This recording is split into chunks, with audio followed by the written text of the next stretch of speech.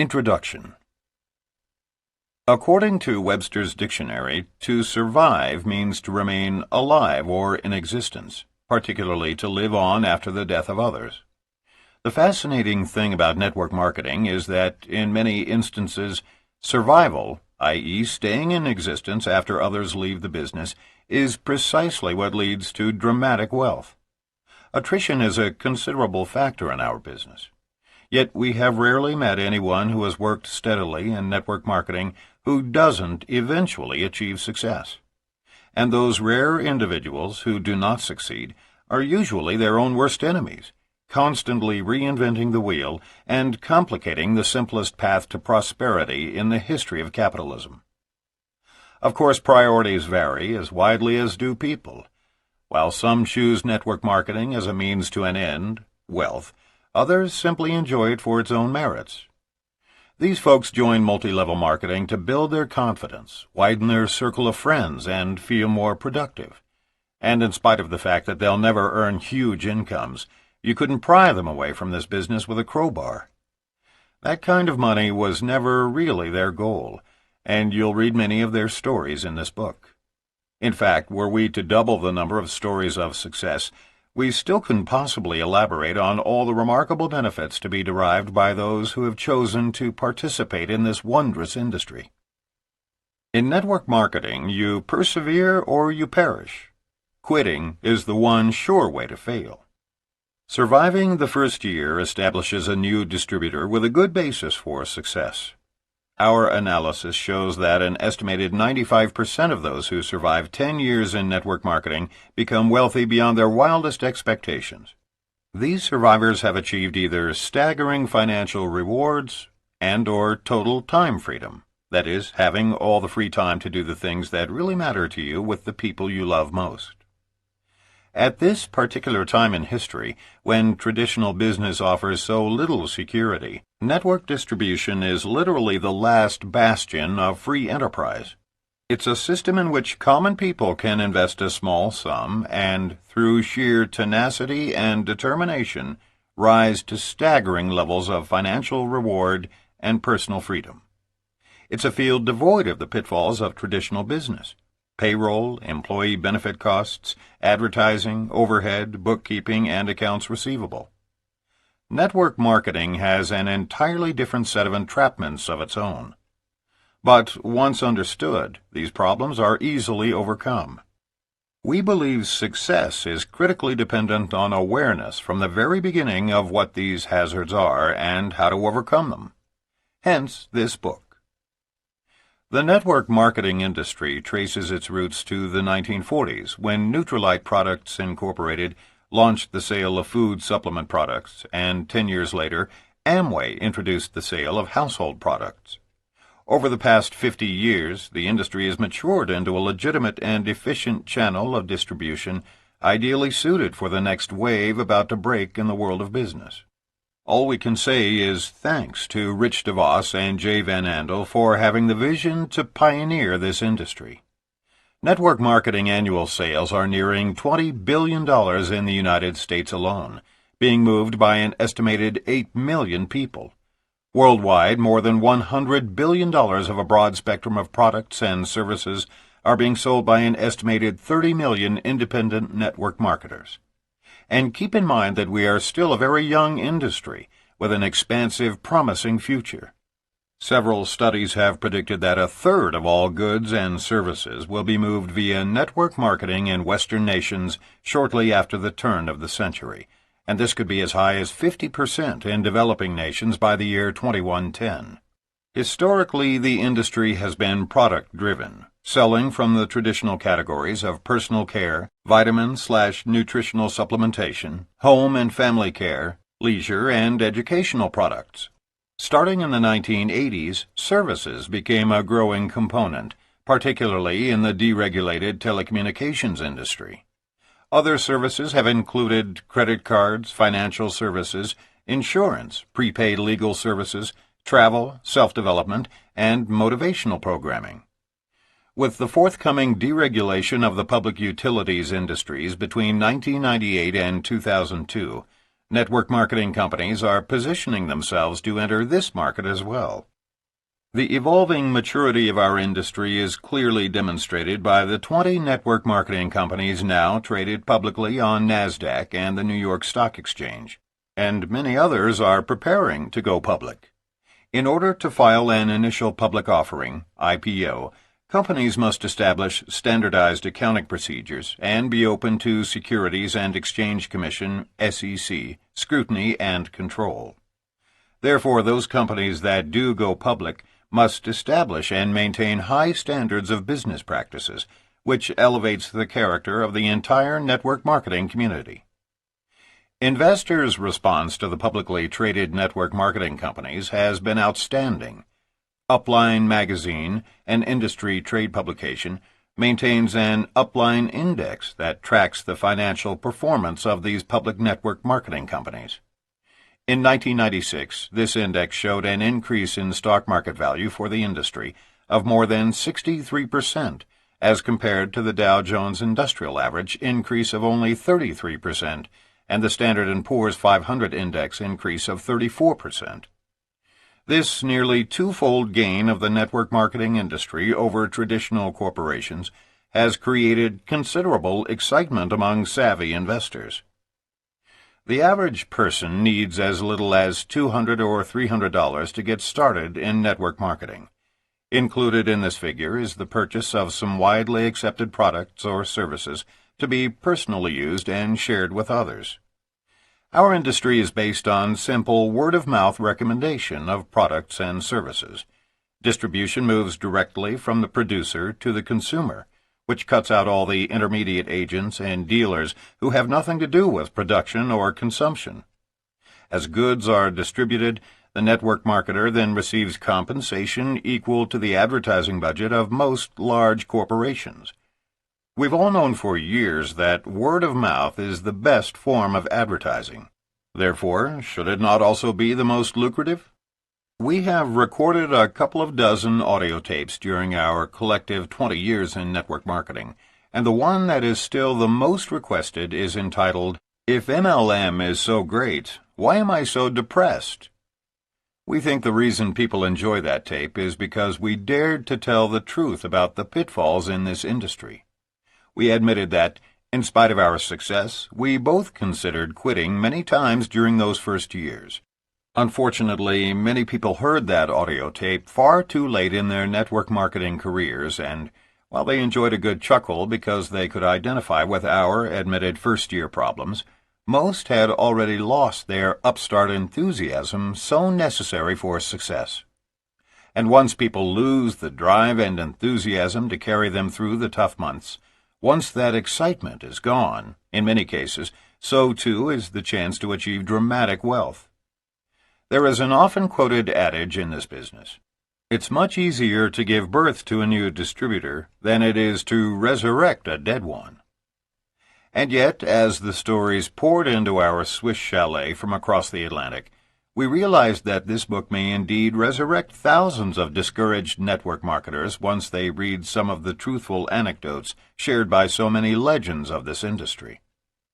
As a prelude to these stories that we hope will impact your life, it seems appropriate to introduce you to one of the legends, Doug Weed, who is with the oldest and largest MLM company. Before we tell his story, we would like to tell you a little about the man. The night the Gulf War began, you may have seen Doug Weed interviewed on television by Dan Rather. Doug was then serving as special assistant to President Bush. He has been quoted in Time, Newsweek, U.S. News and World Report, The Washington Post, The Wall Street Journal, and hundreds of other major publications, and his 26 books have sold over 3 million copies in 15 languages. Except for his 6-year political sabbatical, Doug Weed has dedicated his last 20 years to building his organization, as well as researching and writing about network marketing. Doug has filled auditoriums and soccer stadiums in Poland, Hungary, France, Turkey, the United Kingdom, Australia, Indonesia, and the United States with eager network marketers in just the last year. So what does a legend like Doug Weed do with his money, credibility, time freedom, and power? In 1979, working side by side with Pat Boone and Archbishop Bernard Cardinal Law of Boston, Doug founded what is today one of the world's premier relief organizations, Mercy Corps International. Last year, it distributed $73 million worth of medicine and famine relief to the troubled areas of our world. Let's now visit Doug's first year in network marketing through his own eyes, as he writes powerfully and humorously about his life experiences. Most of us involved in network marketing are gluttons for punishment, subconscious sadomasochists. Basically, we hate ourselves. That's why we get into networking in the first place. We see it as almost guaranteed suffering.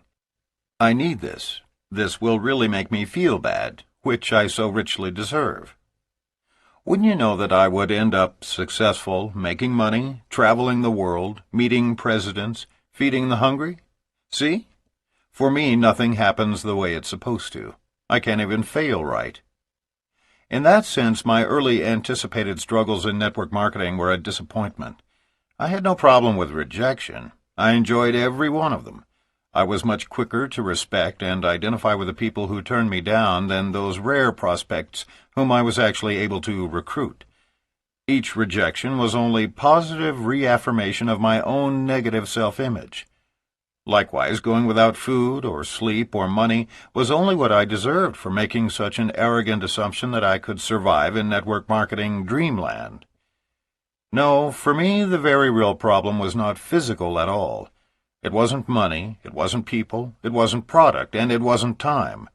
For me, the challenge was entirely between my own ears. It still is, incidentally. For me, the early struggle was only philosophical. Of course I can do it. Anybody can do it. The question, the very real, nagging, haunting question was, should I do it? Is it right? Is this what I am supposed to be doing with my life? Nothing is more wearisome and draining than self-doubt. Nothing is more effective at stripping off the fine edge from everything you say or do. Nothing can empty your emotional gas tank quicker.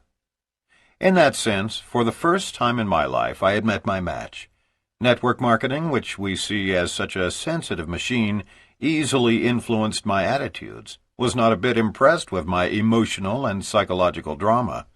It only seemed to crunch numbers like a mindless calculator. The secret for me, I was to learn, was simply to survive and then plod on. Above all, I couldn't quit. Over time, as I slowly fed this monster, it grew and grew exponentially. Believe. You have to believe, they kept telling me. I didn't even have to do that. 2 times 2 equals 4. You don't have to believe it. It is 4 anyway. And my business grew, in spite of myself. Tough? Emotionally, maybe. Spiritually, maybe. But those battles manifest themselves in failure as well as success. Poverty is no refuge for the war-shocked, weary soul. And so I conquered. And with the money, I co-founded Mercy Corps International. Last year, we gave away $73 million in food and medicine around the world. I found my why. We hope this book will help you find your why, too. It is our hope that this book will be given to new network marketers immediately after they sign up in order to warn them of the pitfalls before they lose their initial excitement. Because once it's gone, the chances of ever getting that driving enthusiasm back are virtually nil. The first year in this business is not just challenging. It is more akin to going into combat. It's about survival in the midst of widespread failure. You may not even sense the impending danger, and then all of a sudden you've been ambushed and have lost an entire leg of your downline. One of our primary objectives in writing this book is to take the stealth out of your battles so that you can see your adversaries well in advance, instead of having them creep up and catch you unaware. But equally important is that once you see the clash coming, you are equipped with the necessary skills and tools to win each confrontation and thus survive your first year in MLM. Believe us, in year 1, survival is the name of the game. We know this both from personal experience and from statistics compiled by several companies that suggest well over 60% of all new network marketers quit in their first year, during the most important phase in the learning curve. Given the possibility of earning more each month working from home than a pediatric cardiologist with a staff of 10 earns in a year at his clinic, and it is possible, wouldn't any sane person be willing to invest a year or two studying MLM? And compared to the 12-year learning curve of doctors, isn't a year more palatable? While our industry's attrition rate is perhaps no higher than other professions involving overrides and straight commissions, it is nevertheless critical that we do our best to help new associates anticipate the inevitable conflicts that will arise, and equip them with the weapons they'll need to win those battles.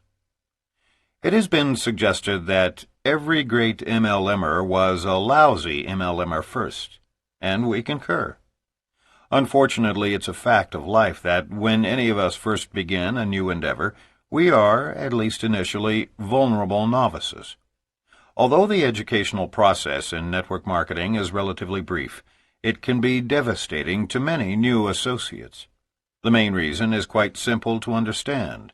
We all hate rejection, and none is worse than when we are mocked by friends, family, and acquaintances. It doesn't take very long for people to become discouraged when every day for the first 4 or 5 months they are subjected to eye-rolling ridicule from everyone they know, love, and respect. However, if you know exactly what to expect, and you aren't forced to appear foolish by cajoling, deceiving, or pestering those close to you, network marketing, even in the early stages, is quite fun and relatively painless. Preparation and anticipation are both critical. In this book, we will prepare you for most of the inevitable first-year challenges. We will teach you how to survive those conflicts by providing you with tactics that work. No theories, just facts. Most importantly, by preparing you in advance and sharing practical ways to survive each of these first-year challenges, we want to assist you in persevering. And if you do manage to survive the first year without quitting and without losing your sense of humor, the odds are great that you will continue long enough to become quite wealthy and successful. We've had a tremendous resource pool from which to draw our lessons and examples. For the past several years, we have been fortunate to teach America's only college-level certification course in network marketing with Harvard Ph.D. Charles King at the University of Illinois at Chicago. Many of the top networkers from every company, both in America and abroad, as well as many network marketing CEOs, have attended our classes, and we've spent quality personal time with many of them. As course instructors, we learned a great deal from our students. The experiences we share in this book have all happened, if not specifically to us, then to other leaders who have shared them with us. You'll recognize many of their names. So we feel confident that we've left very few stones unturned in our efforts to teach you the best survival strategies available to first-year distributors. Some of our industry's most successful international leaders survived their first year by utilizing the simple maneuvers laid out for you in this book. Survive your first year, and you've got a tremendous opportunity to join those legends. From Mark's father telling him that he is ruining the family name by doing MLM, to a hungry reporter asking the Attorney General of Nevada to investigate our company in hopes of uncovering a scandal or conflict of interest while Rene was serving as chairman of the county commission, the two of us have survived some fairly devastating ambushes. We know what it's like to lose 6 of our 7 best leaders to a new upstart scam, that is, a company that misrepresents its earnings and or product efficacy. And we've endured the humiliation of a close friend stealing an entire downline leg. Both of us fell into the management trap at different points in our respective first years, and wound up babysitting people who never would have succeeded no matter what we had done, because they weren't willing to do what we did. Both of us suffered the misplaced personal guilt of signing up a close friend who just couldn't make it in this business. We'll teach you how to survive all of those booby traps. In fact, we'll show you how to avoid them altogether on your path toward achieving all the money you aspire to earn and the time to enjoy it. In our first book, Power Multi-Level Marketing, we presented the theory behind MLM achievement. We tried to provide a paint-by-numbers system for both part-time and full-time success. But in this book, we are vitally concerned with practical applications, that is, with giving specific examples of what can and does happen to cause potentially successful distributors to prematurely end their careers. Many psychiatrists subscribe to the theory that 90% of the solution to any problem consists in the awareness of that problem's existence. We agree. Our fervent hopes and prayers are that by bringing to your attention all the problems that successful network marketers face in their first years, we will enable you to survive yours. We are sharing with you the practical, proven survival tactics used by many of the legends of this industry, so that you also can prosper abundantly. We're honored to have Dr. Charles King add a dimension to our book never before available, a quantitative analysis of network marketing from an academic perspective. Much of our most important data has been exhaustively researched and compiled by him. We've learned a great deal about the inner workings and technical marketing strategies of our profession from Dr. King. Many of his overviews are sprinkled throughout this book. His keen insights have been invaluable to us over the years, and his dynamic wife Sandra has directed all of our college certification courses. Nearly 1,000 students have graduated from our course to become network marketing professionals. So many thanks to Charles and Sandra King. Network marketing is indeed the greatest opportunity in the history of capitalism, and we consider ourselves very privileged to be able to participate in the industry. So naturally, when Prima Publishing contacted us about doing a book, not long after its marvelous success publishing Richard Poe's legendary Wave 3 books, we jumped at the opportunity with tremendous enthusiasm. As industry advocates, we believe that when any network marketing company fails, we all suffer. The future survival of our industry depends now on cooperation, not antagonism. Industry-wide success depends on elevating MLM companies and products rather than destroying the reputations, hopes, and dreams of our MLM competitors. Only then will network marketing become the most lucrative profession in all of free enterprise. Some network marketers mistakenly believe that the systematic ruin of their competitors is their best strategy for success. Little do they know that's exactly why they haven't begun to reach their potential. Unlike pioneers of the Old West who circled their wagons to fight off attacks, whenever one or more companies in our industry is threatened, we circle our wagons and fire inward. The old tactic of divide and conquer has been quite effective in the traditional business world. The traditional corporate pyramids have skillfully utilized the media and government regulators to similarly attack and stifle our growing industry, and all along they have hoped and prayed that we'd just go away. But we think it's time for them to stop fighting us. We respect all companies, not just those in our own industry, and we think they should do the same. Spanning our collective 20 years in the field of professional network marketing, we've been blessed to speak to hundreds of thousands of marvelous people in every part of the world. And while we've heard our industry denigrated in a variety of ways, not once have we heard it referred to as the rat race. This graphic description has been used on every continent and translated into every language to depict a traditional business. Rat race literally means a sprint between the world's most deplorable rodents, those who actually wiped out half the population of England during the Black Plague. And what is it they are so steadfastly pursuing?